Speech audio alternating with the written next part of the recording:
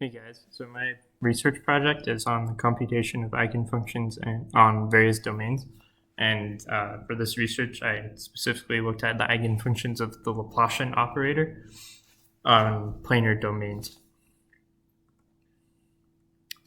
So my main motivation for this research was the Schrodinger equation in quantum mechanics.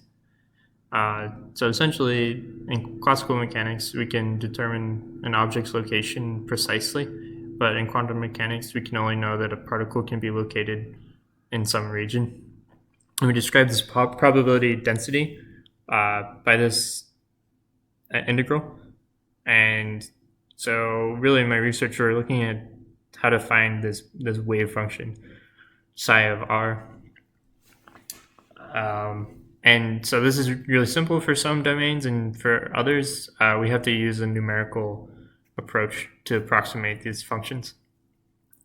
And just like a violin string or drum membrane, the amplitude needs to be zero along the boundary of the domain because it's fixed. Like a violin string has two fixed endpoints. Our wave function is similar to that. And so this property, just like how a drum or a violin string gives us a discrete set of overtones, in quantum mechanics, because of the property of this wave function, we can only have a discrete set of possible energy values of a particle that's trapped inside some domain. And so here we have the time-independent Schrodinger equation. So this is for a fixed stationary particle. And we have this operator, so we call it the Hamiltonian operator. And these psi of r, these are possible wave functions or solutions to the this partial differential equation. And so VR is the potential energy, and we use this to describe our domain. So we set it to zero inside the domain and infinity outside of the domain. So essentially, the time-independent Schrodinger equation is equivalent to this Helmholtz equation with Dirichlet boundary conditions. That means zero on the domain. We can, we set V of R to be zero inside the domain, and do some quick algebra, we obtain the Helmholtz equation. So just like how my main motivation for this research was solving for the wave function, there's solutions for the Schrodinger equation. It ends up just being eigenfunctions of the Laplacian operator.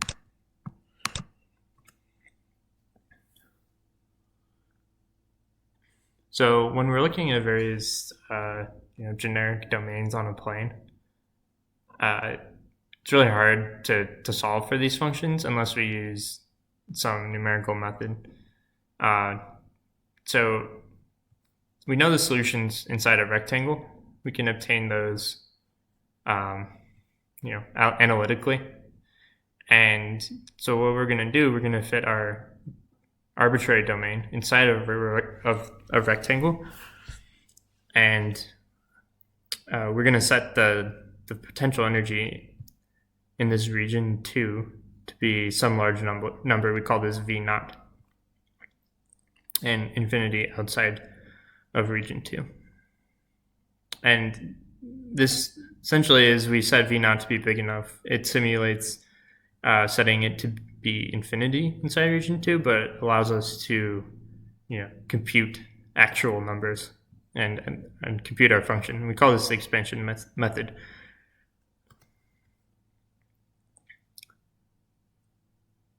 So essentially, the solutions for the Helmholtz equation in the rectangular domain are of this form, and these provide a set of orthogonal basis functions.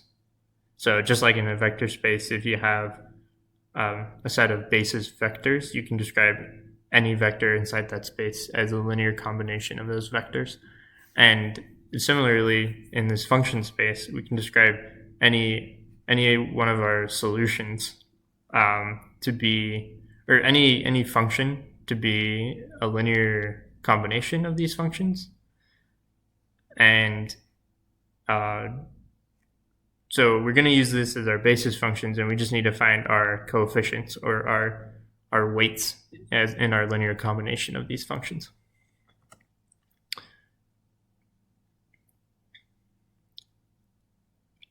So essentially, we just need to find, so our solution is psi of r, and we need to find these coefficients.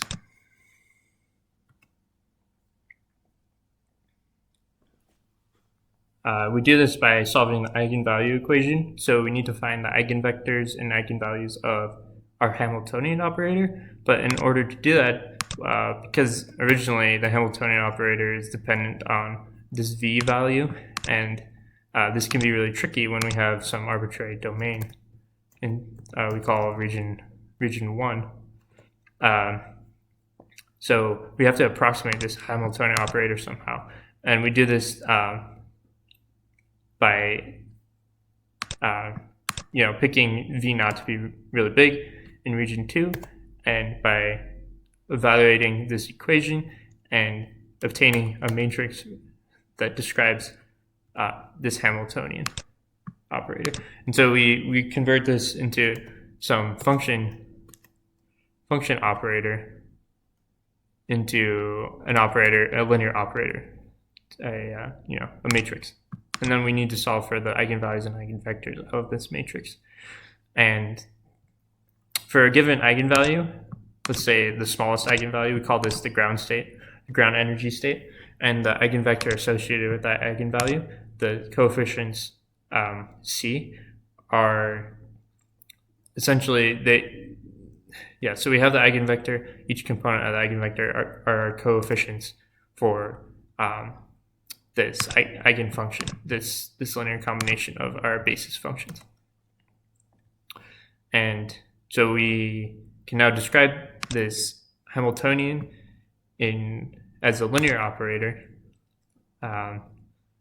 where here we evaluated the Laplacian over our basis functions, and we have this term to compensate for our new region, not just being a rectangle, but being a rectangle minus region 2, and we evaluate that over this integral over region 2.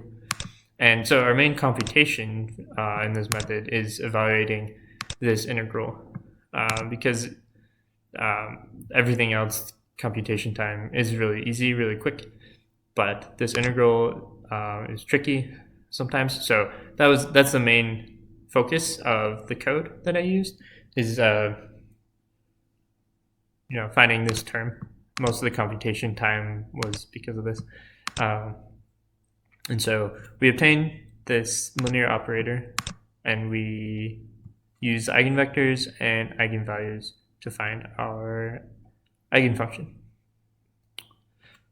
And so we were able to compare this numerical approach with some analytic solutions. For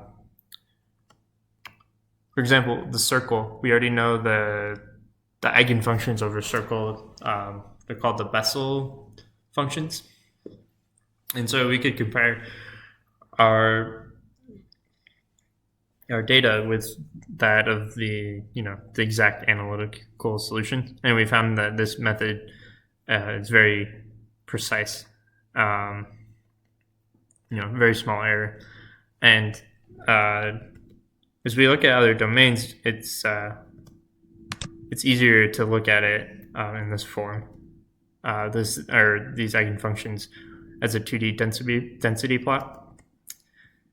We can observe sometimes the functions are just some symmetry. So, for example, here are the first 12 energy states of a particle in a circular domain, and so these plots tell us the probability that a particle is located in some region. So if it's dark, it means that region has higher probability density. If it's white, it means it's closer to zero probability density for that energy value. So for the second and third energy value here, we have simply symmetry. So this is telling us that the second and third eigenvalues of the operator on this domain are multiple eigenvalues. And same for the fourth and fifth and some of these others. But when we look at other domains, we don't have the same occurrences of multiple eigenvalues. We can see in a quarter circle that a lot of the symmetries are similar to that of a circle. We have, this line cutting through the circle. Here we have a line cutting through the quarter circle. And we can kind of observe how these functions behave by looking at where these lines cut through our domain. Here we have 4 different types of triangles, and we can see as we change the triangle by some parameter, maybe the height or the angle or some angle here, it changes the eigenfunctions a little bit. So here on the second energy state, we can see that the nodal line, as we call it, cuts through from top down, but on this triangle, it cuts through the side. And so like these changes are interesting because we kind of can consider, well, what changes to the domain will result in such changes in the eigenfunctions. Here we have more energy states. And as we can see, like as the energy states increase, if we can take 50 something energy state, the resulting eigenfunctions tend to differ a lot more than they do in those lower energy states where they have a really close resemblance. Here we can see various other shapes: hexagon, octagon, and circle. And these all take on really similar eigenfunctions. And essentially, if we were to take an n-gon as n approaches infinity, the limit would be a circle. So it makes sense for a circle to have similar eigenfunctions as these other polygons. But another thing I was really interested in looking at is to compare these non-convex domains. So we have like some hole taken out of the domain. And we end up with these really interesting patterns. So for this thin ring with a square hole, the first 4 states, we have repeated eigenvalues. And this happens pretty frequently. However, in this other domain where the ring hole is smaller, we don't have as many multiple eigenvalues. Even here, we have the 4th and 5th state. They take on a really similar shape, but the nodal lines cut through the corners here, but they cut through the sides here. So here, even though the eigenfunctions are really similar, it's still not a multiple eigenvalue.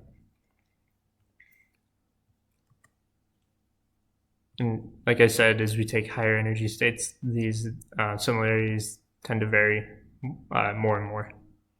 So, I mean, what we thought was similar before, it tends to diverge. And we can see that it's also a result of these energy values being different on these triangles. Whereas before energy value like 60, they were really close. But here, as you can see, if you enter like 50, they tend to differ more as the energy state increases. And this is true for the other similar domains. And we can call hexagon, octagon, circle to be similar as they produce similar eigenfunctions early on.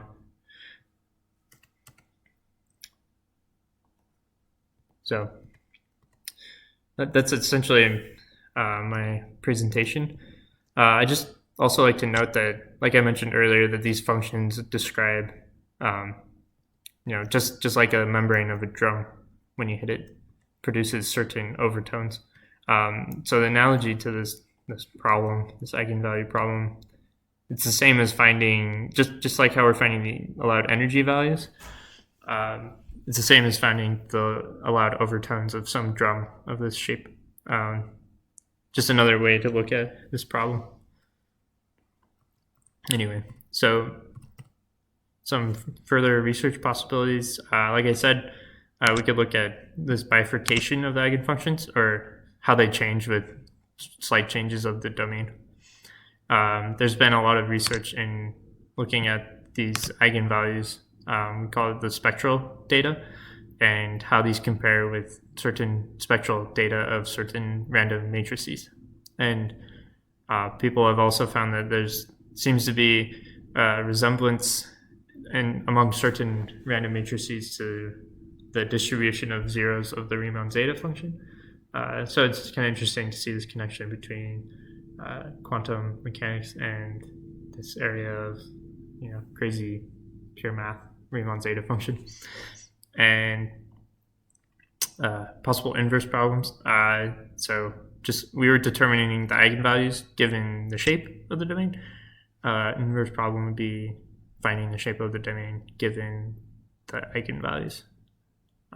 So those are just some possible extensions of this research. And here are my sources. And that's all I have. Thanks.